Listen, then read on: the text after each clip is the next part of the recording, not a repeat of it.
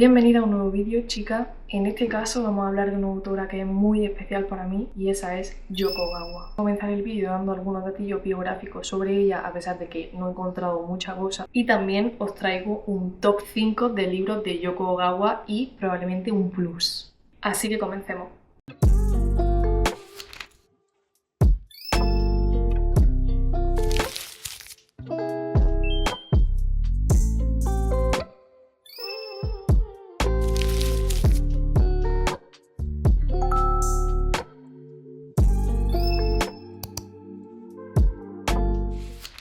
Yoko Ogawa nació el 30 de marzo de 1962 en la prefectura de Okayama. Se graduó en la Facultad de Literatura por la Universidad de Waseda y actualmente vive con su familia en la ciudad de Ashiya. Perdón si pronuncio alguna palabra regular. Actualmente se dedica íntegramente a la literatura, pero sí es cierto que su último libro se publicó en 2015 y no da muchos signos de continuar escribiendo, la verdad. Esperemos que sí. Su carrera como escritora comenzó en 1986 y algunos de los libros que la inspiraron para comenzar a escribir fueron El diario de Ana Frank y los cuentos de Kenzaburo Oe. Yoko Ogawa publica su primera novela, que es Cuando la mariposa se descompone, y este primer libro ganó en 1988 el premio Kallen, que para quien no lo sepa, yo no lo sabía la verdad, es un premio literario japonés que se da a aquellos autores que están comenzando a escribir. Por ejemplo, Banana Yoshimoto también se lo llevó. Luego, en 1991, gana el premio Akutagawa, que se suele otorgar a cualquier obra que sea de literatura pura, que se ha publicado en cualquier medio y por autores que están también comenzando.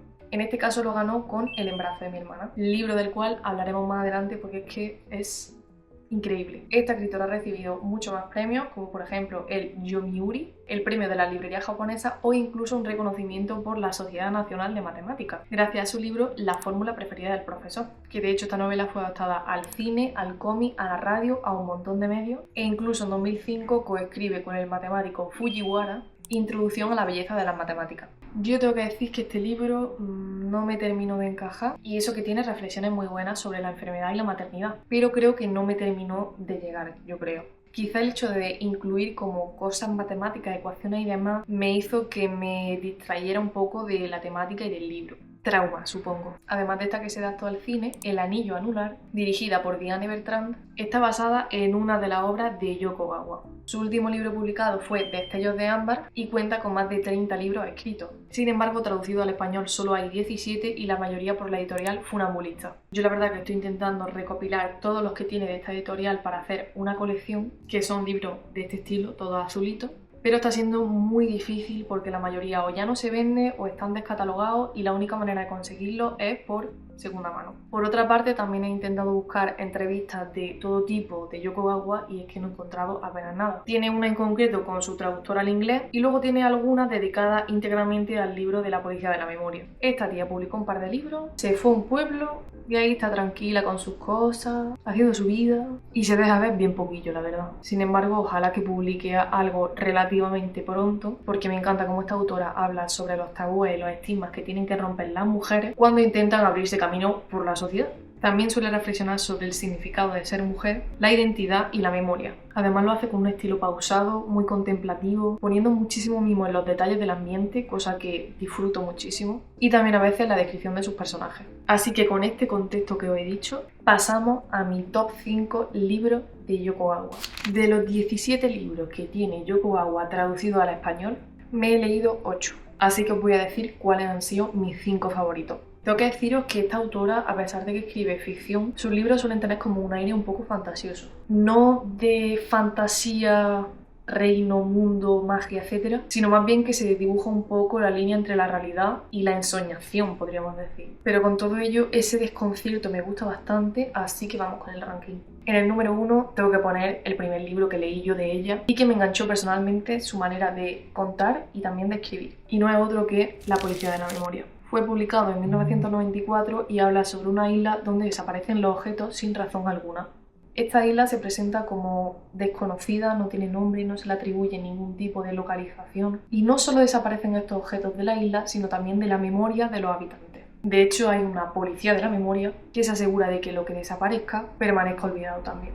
La protagonista de esta historia es escritora. Se da cuenta que, al igual que su madre, su editor puede recordar aquellos objetos que se han perdido. No solo nos encontramos ante una distopía que tiene un control cultural muy fuerte, y además por parte de un régimen dictatorial, sino que cuestiona muy bien cuál es el valor de un recuerdo sobre otro y cómo el trauma de la pérdida está como muy presente. Y es que este libro te transmite como una sensación de nostalgia, de duelo por algo que se ha perdido y que ni siquiera recuerda. Os voy a leer un trozo muy pequeñito para que veáis cómo escribe esta autora. Comprendo, admití. Su desaparición no es un suceso objetivo, sino subjetivo. Pero para quien lo sufre es lo mismo. Tener ante tu ojo algo que supuestamente no existe causa un desasosiego tremendo. Como si alguien lanzara un objeto pesado y con aristas a las aguas tranquilas de un lago, salpicando y creando ondas, provocando que un remolino remueva el fondo y haciendo que el barro se eleve hasta la superficie y enturbie el agua. Por eso quemamos todo aquello que desaparece de nuestra memoria, o dejamos que la corriente del arroyo se lo lleve o lo enterramos, porque queremos alejarlo de nuestra percepción. Así que os animo encarecidamente a que leáis este libro. En el segundo puesto tenemos El embarazo de mi hermano. Se publica en 1991 y en este libro se recoge en formato de diario cómo una mujer convive con su cuñado y su hermana que está embarazada. La verdad que las palabras de esta historia son crudísimas e incluso como un poco crueles o carentes de sentimiento. Sin embargo, aquí se cuestiona el papel de la mujer como madre dentro de nuestro mundo y la experiencia que es tener una vida que es ajena y a la vez propia dentro de ti. También le da su espacio a las familias que forman parte de este proceso curioso y a la vez un poco extraño que es la creación de una vida. Un libro que es brevísimo pero lleno de sinceridad. Os voy a leer un trocillo pequeño. En este extracto la mujer le pregunta a la hermana que si le da miedo tener un parto difícil y su hermana contesta: lo que más miedo me da es tener que ver a mi propio bebé. No acabo de asimilar cómo mi propio hijo, a este ser vivo que ya está creciendo a su antojo en mi interior, es algo vago y abstracto, y sin embargo es algo absoluto, imposible de evitar. Antes de despertarme, cuando estoy a punto de salir de las profundidades del sueño, hay un momento en el que siento que las náuseas, la clínica M y esta barriga tan grande no son reales. En ese instante me sentiría contenta si todo fuera un sueño, pero cuando ya estoy completamente despierta y contemplo mi cuerpo, se acaba todo. Me siento tremendamente deprimida y comprendo que tengo miedo de ver a mi propio bebé. Y es que este libro yo creo que trata la maternidad desde otro punto de vista, porque quizás desde un inicio se puede idealizar todo mucho, pero es un proceso complicado que te cambia el cuerpo, la mente, la rutina, la vida, todo. En el tercer puesto tenemos El Señor de los Pájaros. Aquí conocemos a un señor que se le conoce como el Señor de los Pájaros, ya que cuida de manera desinteresada un aviario en un parvulario. Desde siempre ha vivido con su hermano mayor, que solo hablaba el idioma del poponés. Se trata de un idioma que intenta simular el canto de los pájaros. Con el paso de los años se quedan solos y estos dos hermanos establecen como su propio mundo interno y sobre todo muy aislados. Yo creo que este libro trata como distintas vertientes. Por un lado, el tema de la relación entre hermanos y luego por otra parte el amor desinteresado por los animales y en este caso por los pájaros, porque son una figura súper presente. Además también hace una crítica sobre la cría de pájaros para su venta. Este libro me gustó especialmente porque es bastante lento y descriptivo. Quizá en un capítulo solo te cuenta la rutina de ellos dos, en otro te habla de cómo limpiaba el aviario, pero lo hace con tal detalle y con tanto mimo que a mí personalmente me encantó. Y creo que de vez en cuando hay que leerse un libro pausado, porque estamos frenéticos en esta vida. Así que os voy a leer un extracto pequeño. De hecho, lo más importante era precisamente que cada día transcurriese exactamente igual al anterior. El Señor de los Pájaros se levantaba y salía hacia el trabajo siempre a la misma hora. Y sin variar un minuto respecto a la víspera, tomaba el mismo almuerzo y escuchaba la misma emisora de radio. También deseaba las buenas noches a su hermano con las mismas palabras: buenas noches. El Señor de los Pájaros sabía bien que mantener un horario fijo era el mejor modo de cuidar de su hermano y de hacer que se sintiera protegido y seguro, porque el más leve cambio, como por ejemplo que el sándwich fuera cuadrado en vez de triangular, que la bicicleta sufriera una avería o que un locutor del programa de radio fuera sustituido por otro, le suponía motivo suficiente para desorientarse y sentirse aturdido. La misma excepcional cautela y alarma que mostraban los pajaritos ante la visión de una persona cuyo rostro estuviera cubierto por una mascarilla. El hermano mayor también la experimentaba, y ello le provocaba tal agitación que su respiración se alteraba. Yo creo que este libro tiene un poco de vibes de Perfect Day, que por cierto, si no lo habéis visto, es perfecta esa película. En el cuarto puesto tenemos Perfume de hielo. En este caso se nos presenta a Ryoko, que se encuentra tranquilamente planchando en su casa, cuando recibe una llamada de que su novio Hiroyuki se había bebiendo etanol en su puesto de trabajo, que en concreto era perfumista. Tras este suceso, Ryoko descubre que no sabía absolutamente nada de su pareja y hace acopio de todas sus habilidades como periodista e investigadora para buscar las razones de ese suceso y de todas las mentiras que le ocultaba. Lejos de parecer como una línea argumental súper sencilla, Ogawa navega entre diversos escenarios para hablar sobre la muerte y sobre la identidad. En este caso os voy a leer un trozo porque es que es perfecto. Alargó el brazo y tocó mi hombro. ¿Pero era realmente un brazo lo que alargaba hasta mí? Podía haber sido perfectamente cabello o una lengua. Me dio la sensación de que alguna parte de la oscuridad se había derramado súbita, pero silenciosamente sobre mí. El pasado nunca se pierde. Igual que no puede cambiarse el destino. Nadie puede modificarlo a su antojo. Así se conserva toda memoria, aun después de la muerte de la persona.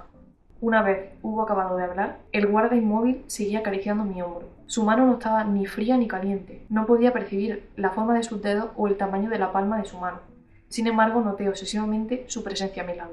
Y ahora pasamos al quinto puesto, y ese no es otro que Amores al margen. De este libro ya os hablé en mi Wrap-Up y mi TBR, que os dejaré por algún lado el vídeo, y aquí se nos presenta una protagonista que escucha constantemente un ruido en el oído, y además sufre bastantes dolores cuando escucha mucho ruido junto. Ha acudido a numerosas clínicas, ha tomado tratamientos, pero no ha llegado a curarle esa dolencia. Acepta participar en una mesa redonda en la que se hablará sobre problemas auditivos y se topa con un estenógrafo, que es el que está recogiendo pues todo lo que se dice en esa mesa redonda. Ella de repente se siente profundamente atraída por sus manos, así que comienzan como una relación un poco casual y también algo obsesiva por sus manos. Este libro es todavía más difuso porque ni siquiera conocemos el nombre de la protagonista y del estenógrafo solo sabemos su inicial, que es la Y.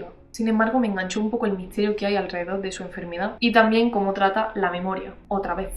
Os leo un pequeño fragmento. Con la servilleta en la mano, yo miraba la silla en la que se había sentado. Había como un hueco de soledad en ella, una cavidad que había absorbido todo el recuerdo de quien se había sentado allí. Y por último, como bonus extra, os traigo Hotel Ibis. Esta yo creo que es una de las obras más controversiales de la autora. Aquí se nos presenta a Mari, de 17 años, que trabaja en la recepción del hotel de su madre. Una noche tras un incidente, su madre decide echar a uno de los huéspedes, que era un hombre mayor, junto con una trabajadora. Y Mari, tras presenciar aquello, empieza a desarrollar como una especie de obsesión por ese hombre, o más bien abuelo. Este hombre se trata de un traductor ruso y en ella despierta unos deseos muy oscuros sobre autoridad, resistencia, dominación, invitándola como a explorar esa parte oscura. Yo creo que esta es una de las novelas más difíciles de leer porque necesita dejar a un lado la moralidad. No voy a leer ningún trozo por razones obvias, pero con todo ello un libro que me sorprendió y muy distinto. Y esto ha sido todo, chicas. Espero que os haya gustado un montón este vídeo y que os animéis a leer alguna de estas obras. Si queréis otro vídeo sobre autoras japonesas, como por ejemplo Mieko Kawakami, decídmelo en comentarios. Nos vemos en el siguiente vídeo.